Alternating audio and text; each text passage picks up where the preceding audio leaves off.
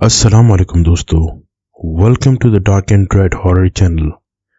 दोस्तों, आगे बढ़ने से पहले आप लोगों से गुजारिश है, प्लीज़ इस वीडियो को लाइक करें, चैनल को सब्सक्राइब करें और इसको जितना हो सके अपने दोस्तों और रिश्तेदारों के साथ शेयर करें।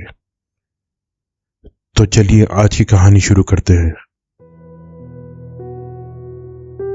मैं रेलवे का एक इंचार्ज था और जिस रेलवे स्टेशन का मैं इंचार्ज था, इस स्टेशन का मैं सिर्फ नाम का ही इंचार्ज था, क्योंकि मेरे अंडर कोई मुलाजिम काम ना करता था। इसकी क्या वजह थी मैं आज तक ना समझ सका था। ये छोटा सा एक गुमनाम सा स्टेशन था। ये इस वक्त की बात है जब पाकिस्तान को बनने अभी कोई 1 बरस का अरसा बीता होगा। गुमनाम इसलिए कि इस स्टेशन पर दिन में कोई एक आध का ही गाड़ी आती थी। रेलवे स्टेशन की बोसीदा 4 दीवारी के पीछे मेरा क्वार्टर था, जिसमें मैं गुमनामी की जिंदगी बसर कर रहा था। क्वार्टर क्या था, 4 दीवारी के ऊपर छत डाली गई थी बारिश के दिनों में, जिसमें से पानी टपकता, और इसी को मैं गुमनामी की जिंदगी कहता था। स्टेशन की 4 दीवारी से चंद फीट के फासले पर रेलवे फाटक था, जो कभी कभी गाड़ी की आमद और रफ्त के बायस मुझे बंद करना पड़ता था, जिसके बंद करने से कोई फायदा ना था और ना ही नुकसान। फाटक क्रॉस करके गाड़ी चंद मिनट नहीं बल्कि चंद सेकंड तक रुकती थी। गाड़ी रुकने के बावजूद कोई शख्स आज तक इस स्टेशन पर ना उतरा था, जबकि मुझे इस स्टेशन पर मुलाजमत करते हुए 20 से 22 साल का अरसा बीत चुका था, और मैं इस पर पाकिस्तान बनने से भी पहले का मुलाजमत करता था।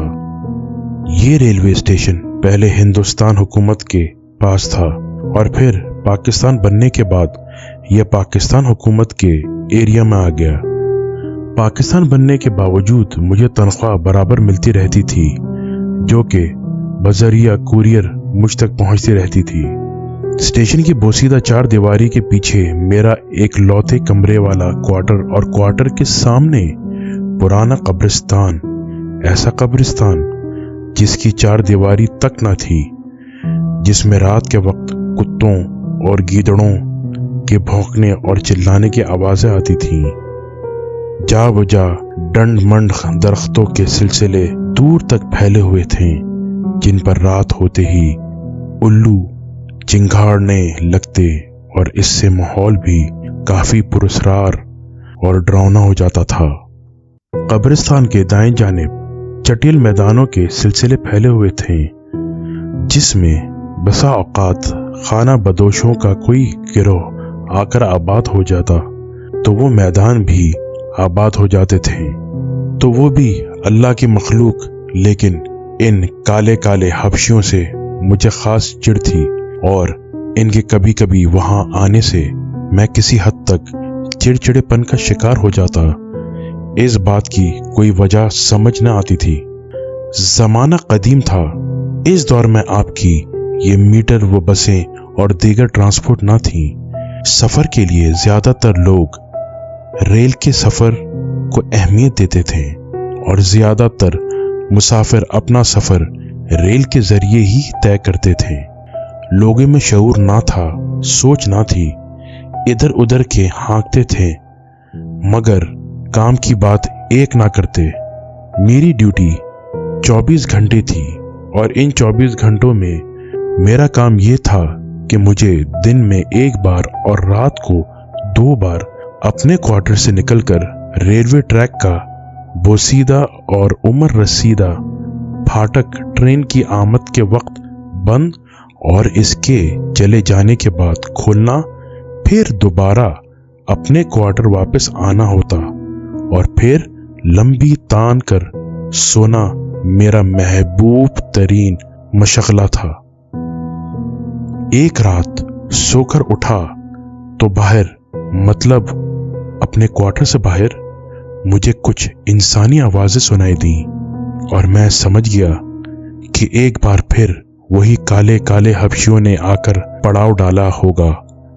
अपने क्वार्टर से बाहर आया तो वाकई में मेरा शक दुरुस्त निकला।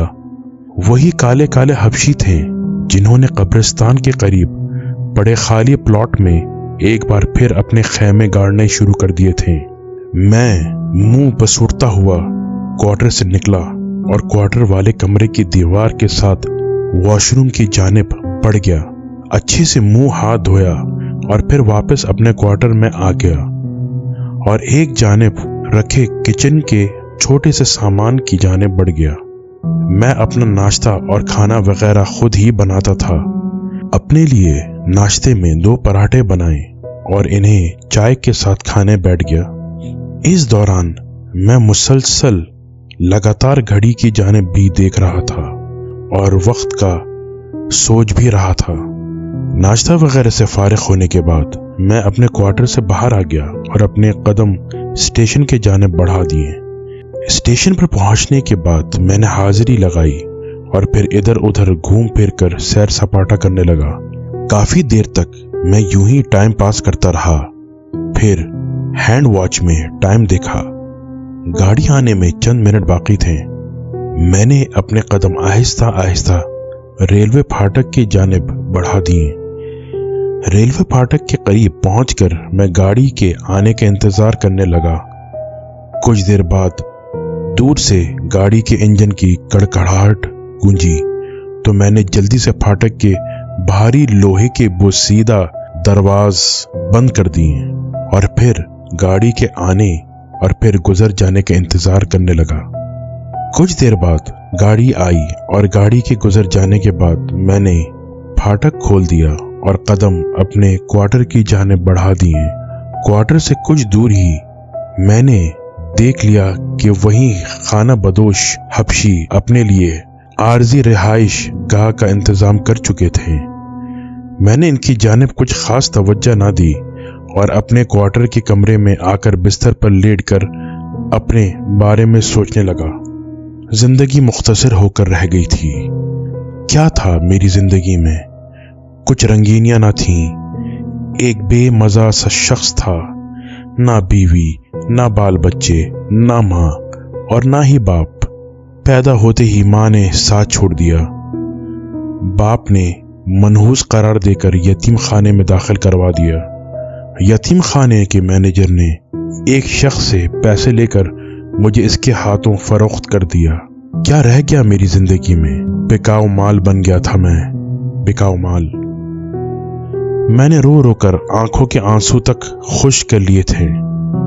आखिरकार मेरे मालिक मुझे खरीदने वाले को ना जाने मुझ में क्या नजर आया और इसने तरस खाकर मुझे एक सरकारी स्कूल में दाखिल करा दिया। पहला टाइम स्कूल में गुजरता और बाकी टाइम मालिक के साथ इसकी दुकान में इसका हाथ बटाता।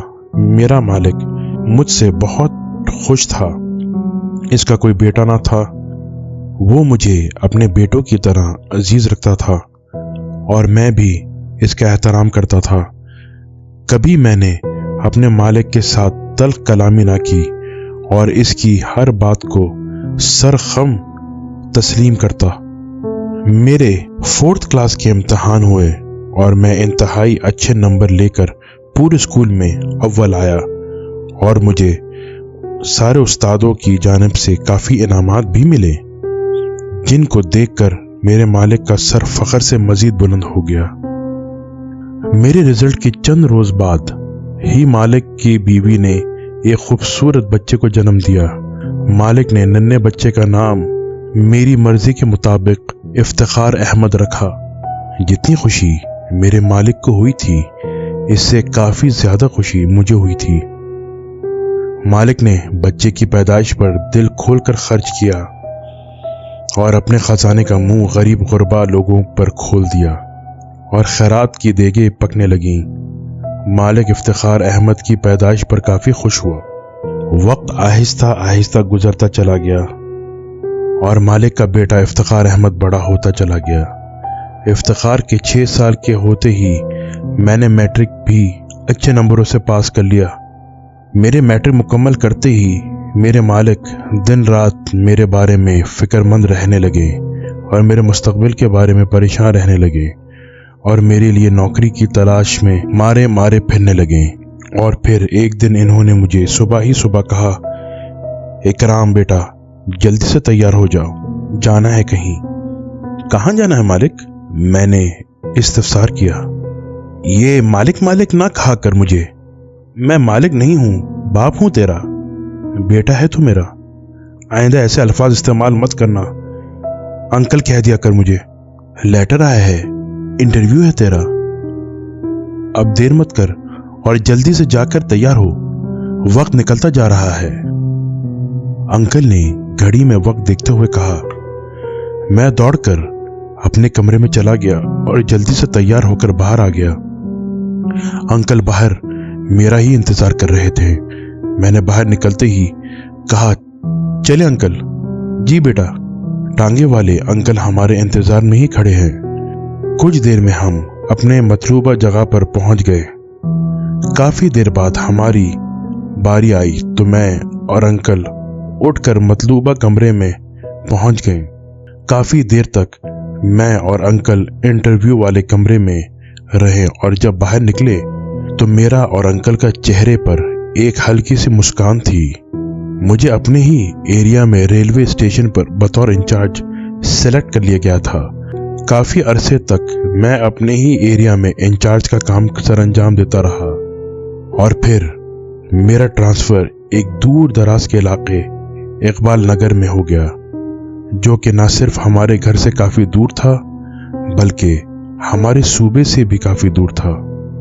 इधर मेरे ट्रांसफर के ऑर्डर आए और इधर अंकल भी काफी अलील रहने लगे और बीमारी के बायस खालिक हकीकी से जा मिले। यह हादसा मेरे लिए ऐसा था जैसे मेरा बाप मर गया हो। मुझे अपने सगे बाप की मरने पर इतना अफसोस ना हुआ था जितना मुझे मेरे सौतेले बाप या अंकल की वफात पर हुआ, लेकिन मैंने खुद को बहुत हद तक संभाले रखा।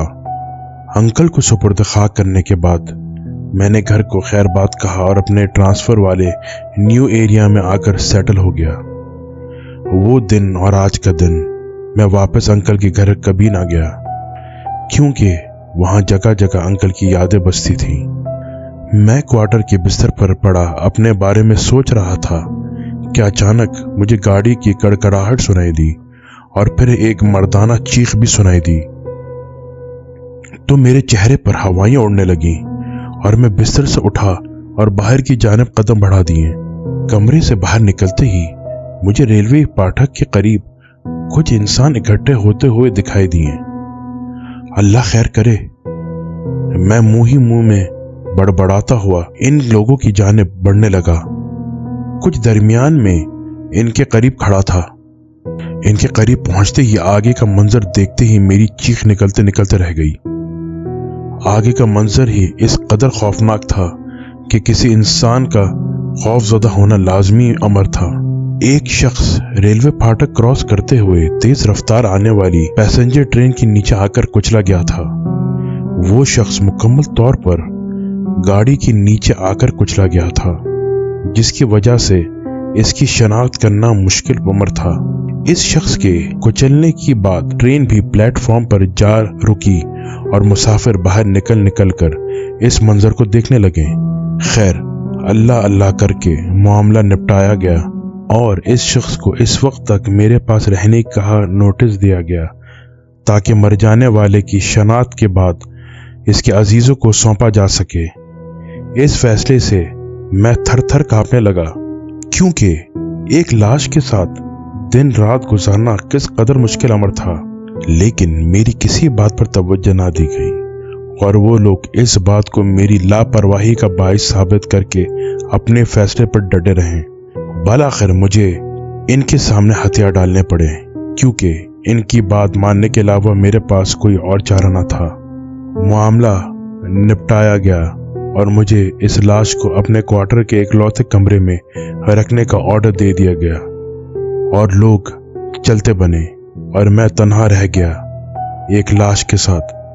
दिन रात गुजारने के खौफ से थर थर कांपने लगा, क्योंकि एक जिंदा इंसान का एक मुर्दा शख्स के साथ दिन रात बिताना और वो भी ऐसी सुनसान जगह पर जहां बंदा ना बंदे की जात हो। इनके जाने के बाद मैंने खाना बदोशों से एक चादर ली और इसमें मैंने इस लाश को मुकम्मल तौर पर पैक करने के बाद खाना बदोशों की मदद से अपने क्वार्टर में रखा और फिर अपने मुख्तलिफ काम सर अंजाम देने लगा। मुख्तलिफ अमूर मतलब कि पेट की आग बुझाने के लिए मैंने खाने पीने का बंदोबस्त करना शुरू कर दिया। अल्लाह अल्लाह करके दिन गुजरा और रात के साए इर्द गिर्द मंडलाने लगे। मैं वापस अपने क्वार्टर में आ गया और खाना खाने के बाद सोने की कोशिश करने लगा। कमरे में लाश की मौजूदगी की वजह से नींद भी आंखों से कोसों दूर थी, मगर आखिरकार नींद की देवी मुझ पर मेहरबान हो गई और मैं नींद की वादियों में गुम होता चला गया। आंख सुबह 9 बजे ही खुली। रात का काफी पुरसुकून गुजरी। कोई गैर मरई रद्द अमल ना वाक़ ना हुआ और इससे मेरा हौसला काफी बढ़ा। मैं जल्दी से बिस्तर से उतरा क्योंकि चंद लम्हों बाद गाड़ी आने वाली थी। नहा धोकर नाश्ता किया। नाश्ते से फारिग होने के बाद मैंने एक नजर लाश की जानिब डाली तो मेरे रोंगटे खड़े हो गए, क्योंकि मैंने जिस जगह लाश को रखा था लाश अब इस जगह से काफी दूर पड़ी हुई थी और चादर की गांठ भी ऐसा महसूस हो रहा था जैसे किसी ने खोला हो। काफी देर तक मैं इस बात पर गौर करता रहा और फिर इस बात को अपना वहम करार देकर सर को झटका, क्योंकि मैं क्वार्टर के दरवाजे को अंदर से बंद करके सोया था और सुबह को उठकर मैंने ही दरवाजे को दोबारा खोला। इस बात से किसी के अंदर आने की इम्कानात भी काफी कम थे। मैंने इस बात को अपना वहम समझा और फिर क्वार्टर से बाहर निकलकर मैंने क्वार्टर के कमरे को लॉक किया और फिर स्टेशन की जानिब चल पड़ा। चंद लम्हों में मैं स्टेशन में पहुंच चुका था। मेरे स्टेशन में पहुंचते ही चंद मिनटों में गाड़ी के इंजन की गड़गड़ाहट गूंजी और मैं रेलवे फाटक की जानिब बढ़ गया। फाटक के बोसीदा गेट को बंद किया। गाड़ी आई और गुजर गई तो मैंने एक बार फिर फाटक का बोसीदा गेट खोला और अपने क्वार्टर की जानिब बढ़ गया और बिस्तर पर लेटकर अपने बारे में सोचने लगा। कोई खास बात तो थी नहीं, यही सोच रहा था कि किस तरह अंकल के मरते ही इनके बेटे ने आंखें मूंद लीं, ऐसे जिस तरह बिल्ली को देखते ही कबूतर आंखें मूंद लेता है। आहिस्ता आहिस्ता करके दिन गुजरता चला गया और रात की स्याही चारों सू फैलनी शुरू हो गई। इस वक्त तक मैं अपने तमाम जरूरियात से फारिग हो चुका था। बिस्तर पर लेटा ट्रेन के आने का इंतजार करने लगा। अल्लाह अल्लाह करके ट्रेन आई। मामूल के मुताबिक तमाम अमूर निपटाएं और क्वार्टर की जानिब बढ़ गया। क्वार्टर में दाखिल होते ही मैंने एक बात महसूस की, वो ये कि लाश एक मर्तबा फिर अपनी जगह से काफी आगे को सरक आई थी। इस बात पर मैंने अच्छा खासा नोटिस लिया, मगर एक ही बात जहन में थी, वो ये कि क्वार्टर का दरवाजा बाहर से बंद था और दरवाजे के अलावा कमरे में दाखिल होने का कोई रास्ता भी नहीं था। 2 फ्रंट साइड पर रोशनदान थे और इन पर भी जाली का पर्दा पड़ा हुआ था। इस बात के जहन में घुसते ही मैंने एक बार फिर इस बात को अपना वहम समझकर सर को झटका और बिस्तर पर आकर सोने की कोशिश करने लगा। कुछ देर में नींद की वादियों में गुम होता चला गया। मुझे अपने इर्द गिर्द का कोई होश न था। मैं मजे से बिस्तर पर ख्वाब खरगोश के मजे लूट रहा था। काफी देर तक ख्वाब खरगोश के मजे लूटने के बाद अचानक मेरी आंख एक खटके से खुल गई। मैं बिस्तर पर उठकर बैठा और अपने इधर उधर जायजा लेने लगा। कमरे में बहुत देखा तो कोई तब्दीली वाक़ई ना हुई, लेकिन लाश की जानिब से मेरा दिल धड़का और मेरे दिमाग में एक बात घुसी कि हो ना हो कोई ना कोई बात तो इस लाश में है। मैं बिस्तर से उठा और मोबाइल की लाइट रोशन कर ली और लाइट का रुख लाश की जानिब कर दिया। लाइट का रुख लाश की जानिब करते ही मैं ठटका और मेरी पेशानी पर खौफ के बल पड़ गए। मेरे मुंह से बेख्तियार निकला, ओह मेरे खुदा। मैंने लाइट को लाश की जानिब किया तो बोरी बंद लाश में हलचल मच गई और फिर बोरी में से एक मनमनाती हुई आवाज बरामद हुई, मुझे इस बोरी से निकालो, मैं जिंदा हूं। कौन हो तुम? तुमने एक जिंदा इंसान को इस तरह बोरी में बंद कर रखा है, बाहर निकालो, मुझे बाहर निकालो। लाश को इस पोजीशन में देखकर ही मेरा खौफ के मारे बुरा हाल हो गया। वो लाश थी और अब एक जिंदा इंसान कैसे हो सकती है? तमाम लोगों ने इसे लाश तस्वर कर लिया था, और अगर वो लाश थी तो अब बोलने कैसे लगी? बात मेरे जहन में खटकी, इसके साथ कुछ और बातें भी, और अगर वो लाश थी तो अब बोलने कैसे लगी? यही बात मेरे जहन में खटकी, इसके साथ कुछ और बातें भी, कि शायद ये जिंदा ही हो, लेकिन कैसे? आखिरकार मेरे जहन ने इस बात को तस्लीम कर लिया कि इन लोगों ने गलती से इस मुर्दा करार दे दिया है, और शायद वो जिंदा हो और कोमा में चला गया हो। इस बात के जहन में आते ही मैं इस बोरी बंद लाश के जानिब बढ़ा और फिर इसकी बंदिशें खोलने लगा। कुछ देर में मैं इस काम में कामयाब हो गया। सारी गांठें खुलते ही वो मुर्दा आहिस्ता आहिस्ता बाहर आने लगा और फिर वो बाहर आ गया। बाहर निकलते ही मैं इसको देखते ही काम कर रह गया। वो मुकम्मल तौर पर सेहतमंद हो चुका था, जबकि हादसे के वक्त वो इस हालत में ना था, लेकिन अब वो मुकम्मल तौर पर हशाश बशाश लग रहा था। बोरी से बाहर आते ही वो मेरे बिस्तर की जानिब बढ़ गया और इसी पर लंबी तान कर सो गया। इसने मेरी मौजूदगी को मुकम्मल तौर पर नजरअंदाज कर दिया था और मैंने इसमें ही खैर जानी, और मैं भी दीवार के करीब बड़े सोफे के जानिब गया और इसी पर पड़कर सो गया। मुख्तलिफ ख्यालों में खोया मैं भी नींद की वादियों में गुम होता चला गया, और अब आंख सुबह से पहले खुलनी ही ना थी। इत्मीनान से सोया, फिर पूरी नींद के बाद हस्ब आदत 9 बजे आंख खुली तो रात के वाक़यात मेरे जहन में ताज़ा होने लगे। झट से अपने बिस्तर की जानिब देखा तो मज़े से वो मुर्दा लंबी टांगे फैलाए सो रहा था। मैंने इसे जगाना मुनासिब ना समझा और फिर अपने और इसके लिए नाश्ता बनाने लगा। नाश्ता बनाने के बाद मैंने इसे नींद से जगाया तो हड़बड़ा कर उठ गया और मुझे घूर घूर कर देखने लगा। मैंने इसे अपनी जानिब घूरते हुए देखा तो कहा, नाश्ता तैयार है जनाब, खा लीजिए। इसकी ज़रूरत नहीं, इसने बेरुखी से जवाब दिया। हो कौन तुम? मैंने सवाल किया। एक बेबस आदमी, जिंदगी का सताया हुआ। गाड़ी के नीचे किस तरह आए? खुदकुशी थी या? मैंने फिक्रा अधूरा छोड़ दिया। हादसा था, अपने आप में मगन जा रहा था कि गाड़ी ने कुचल दिया। गाड़ी के कुचलने के बाद तुम जिंदा कैसे हो? मारने वाले से बचाने वाला बड़ा होता है।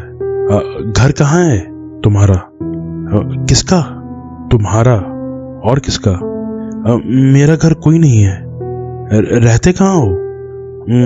अल्लाह की जमीन है, कहीं भी रात बसर कर ली जाए। अब क्या इरादे हैं? किसके बारे में? कहाँ जाओगे? कुछ अरसे तुम्हारे साथ रहूंगा और फिर चलता बनूंगा। लेकिन मेरे पास क्यों? वैसे ही अब कोई ठिकाना जो नहीं है तुम्हारे अलावा। ठीक है, मैं चलता हूं, गाड़ी आने में चंद मिनट पड़े हैं। ओके? ये ओके क्या होता है? अजीब आदमी हो। ओके का मतलब मालूम नहीं है? नहीं मालूम। पढ़ना लिखना जानते हो? पढ़ा तो नहीं हूं, वरना ओके का मतलब ना पूछता। इतनी बातें तो कर ली हैं, मगर अभी तक एक दूसरे के नाम तक नहीं जानते। नाम भी नहीं बताया ना तुमने? अच्छा, तो तुमने कौन सा बता दिया है? वैसे मैं तो बेनाम हूं। बेनाम से क्या मुराद? जिसका कोई नाम ना हो। और तुम्हारा कोई नाम है? हाँ, लेकिन क्यों? वालिदैन नाम रखने से पहले ही चल बसे। ओह, तो इस तरह तुम बेनाम हो?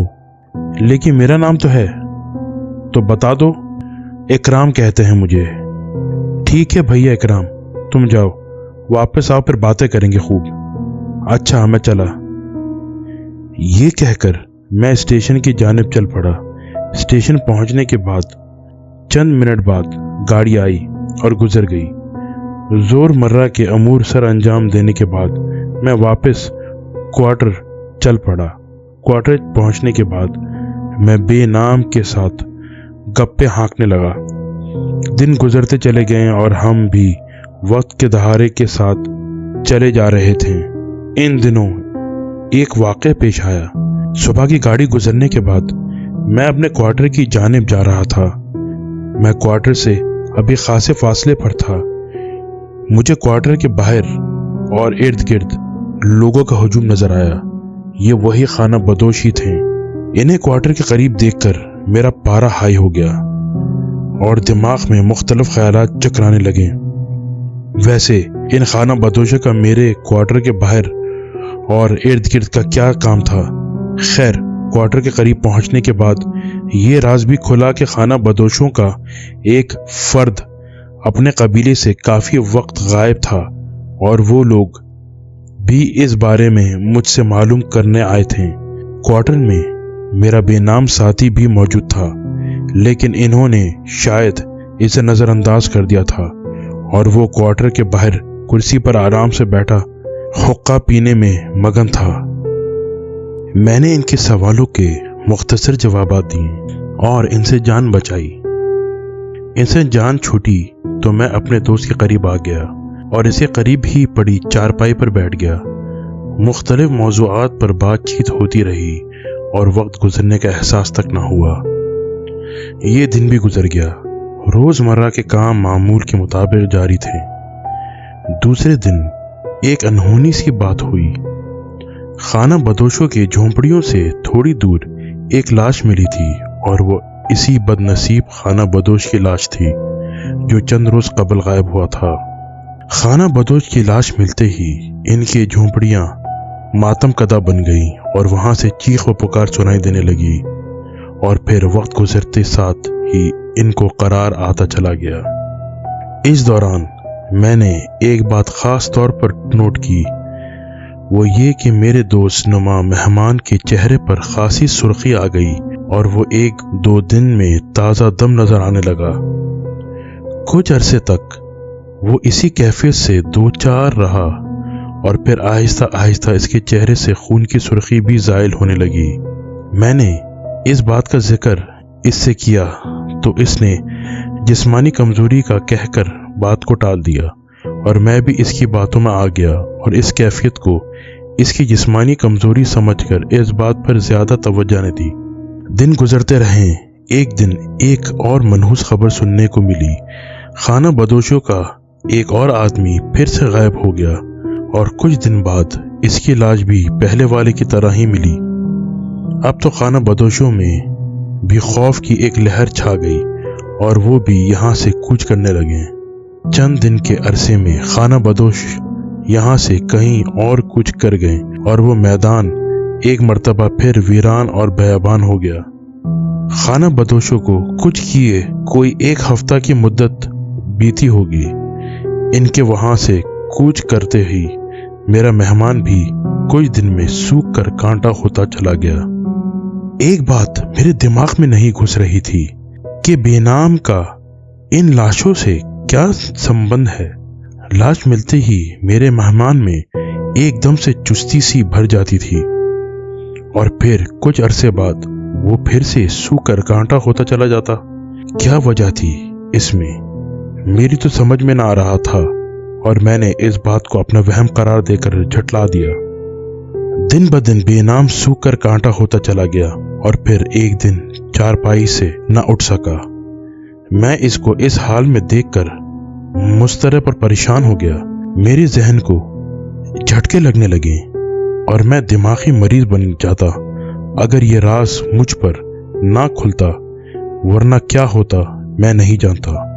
ہوا کچھ یوں کہ میں ایک دن کام سے واپس آیا تو اپنے مہمان کو کمرے میں ٹہلتا ہوا پایا۔ وہ کمزوری سے ادھر ادھر چل پھر رہا تھا اور نہ جانے کیا سوچے جا رہا تھا۔ میں نے اس کو کھانا کھلایا، خود بھی کھایا، اور اس کو بستر پر سلانے کے بعد میں بھی ایک طرف رکھے صوفوں میں ایک طرف ہو کر لیٹ گیا اور سونے کی کوشش کرنے لگا۔ تھوڑی دیر ادھر ادھر کروٹیں لینے کے بعد میں نیند کی وادیوں میں گم ہوتا چلا گیا اور اپنے پس و پیش سے بے خبر سکون کی نیند سوتا رہا۔ صبح معمول کے مطابق آنکھ کھلی تو کیا دیکھتا ہوں، میرا مہمان بستر پر چونکڑی مارے آرام سے بیٹھا نہ جانے کیا سوچ رہا تھا۔ مجھے اٹھتا دیکھ کر بستر سے اترا اور میری جانب بڑھنے لگا۔ انداز ایسے تھا جیسے روبوٹ ہو۔ میرے قریب آ کر اس نے ایک نازیبا حرکت کی اور میری گردن سے سر لگا دیا۔ مجھے اس کا انداز پراسرار سا لگا اور میں اس بارے میں سوچ ہی رہا تھا کہ اچانک مجھے ایسا محسوس ہونے لگا جیسے ابھی وہ میری گردن میں دانت گاڑ دے گا۔ میں دوسرے لمحے تڑپ کر اس سے دور ہو گیا اور اس کے چہرے کی جانب دیکھنے لگا۔ او میرے خدا، اس قدر بھیانک چہرہ جو کہ بیان سے باہر ہے۔ لمبے نوکیلے دانت منہ سے باہر کو نکلے ہوئے تھے اور ان پر ہلکی ہلکی خون کی آمیزش بھی تھی۔ تو کیا میرا یقین سچ تھا؟ وہ واقعی میں ایک بدرو تھی اور خون خوار ڈریکولا؟ او میرے خدایا! میں نے اس کی شکل کو دیکھتے ہی قریب پڑی، میز گلدان اٹھا لیا اور اس کی کھوپڑی پر چاڑ دیا، اور اگلا منظر دیکھتے ہی میں مزید بھی کانپ اٹھا۔ گلدان لگتے ہی اس کی کھوپڑی اڑ کر ایک جانب جا گری اور وہ قہقہے لگاتے ہوئے میری جانب بڑھنے لگا۔ میں یہ منظر دیکھتے ہی دہشت سے کانپ اٹھا اور چیخ مار کر دروازے کی جانب بڑھا، لیکن دروازے کی جانب گھومتے ہی میرا سانس رک گیا اور میں گھوم گھوم کر ادھر ادھر دیکھنے لگا۔ او میرے خدا، یہ کس مشکل میں پھنس گیا ہوں۔ کمرہ چاروں جانب سے مکمل طور پر بند اور دروازہ نام کی کوئی چیز نہ تھی۔ یہ میں کس جال میں پھنس گیا ہوں؟ وہ بنا کھوپڑی کے میرے جانب بڑھنے لگا اور میں خوف و دہشت سے کانپ رہا تھا۔ میری جانب بڑھتے ہی اس کی کھوپڑی اپنے آپ اوپر کو اٹھی اور پھر اس کے دھڑ پر آ کے جم گئی۔ میں منظر دیکھتے ہی مزید خوف زدہ ہو گیا، زبان تک گنگ ہو گئی۔ آیتیں پڑھنی چاہیے تو زبان تھی کہ اپنی جگہ سے ہل نہ رہی تھی۔ چند منٹ کے وقفے کے بعد وہ میرے قریب پہنچ چکا تھا کہ اچانک ایک خیال بجلی کے کوندے کی طرح میرے ذہن میں لپکا اور میں بستر کے ساتھ رکھے میز کی جانب بڑھ گیا۔ میز کے قریب پہنچ کر میں نے اس کے درز میں سے قرآن شریف نکالا اور اس کا رخ اس کی جانب کر دیا۔ رخ کرنے کی دیر تھی کہ قرآن سے ایک شعاع نکلی اور بدرو کی جانب بڑھ گئی۔ اس روشنی کا بدرو پر پڑنا تھا اور وہ ایک چیخ مار کر زمین پر گر گئی۔ زمین پر گرتے ہی اس کے جسم میں آگ بھڑک گئی، ایسی آگ جو نظر نہ آتی تھی، لیکن کمرے میں گوشت کے جلنے کی سڑان پھیل گئی۔ ایسی فضا میں ایک عام آدمی کا سانس لینا دوبار تھا اور میں بھی دوسرے لمحے چکر کھا کر گرا اور بے ہوش ہو گیا۔ ہوش کی دنیا میں واپس آیا تو کمرہ پہلے کی حالت میں واپس آ چکا تھا اور کمرے میں ٹرین حادثے میں مر جانے والے کی لاش پہلے کی مانند پڑی ہوئی تھی۔ میں جلدی سے فرش سے اٹھا اور پھر دروازہ کھول کر باہر نکل آیا۔ باہر کی ہوا میں کچھ دیر لمبے لمبے سانس لینے کے بعد میں دوبارہ کمرے میں واپس گیا۔ اس شخص کی لاش کا معائنہ کیا، مر چکا تھا اب وہ۔ میں نے ٹرنک میں سے ایک سفید کپڑا نکالا، اس لاش کو بامشکل غسل دیا، قریب قبرستان میں کدال کی مدد سے ایک قبر نما گڑھا کھودا، اکیلی ہی نماز جنازہ ادا کی اور اس لاش کو اس قبر نما گڑھے میں دفنانے کے بعد दुआ मग़फ़िरत की और फिर अपने क्वार्टर की जानिब चल पड़ा एक नए अज़म से। ये दिन गुजर गया। दूसरे दिन की गाड़ी से मैं शहर की जानिब चल पड़ा और अपने ट्रांसफ़र के तमाम अमूर निपटाए और फिर रात की ट्रेन से वापस चल पड़ा। बखैरियत मैं क्वार्टर पहुंच गया और कुछ दिन बाद मेरी मेहनत रंग लाई और मुझे एक लेटर मौसूल हुआ जिसमें मेरे ट्रांसफ़र के ऑर्डर थे। मुझे एक हफ्ते में चौहान नगर में ड्यूटी निभाने के लिए ऑर्डर थे। एक हफ्ते के अंदर अंदर मैंने चौहान नगर में ड्यूटी ज्वाइन कर ली।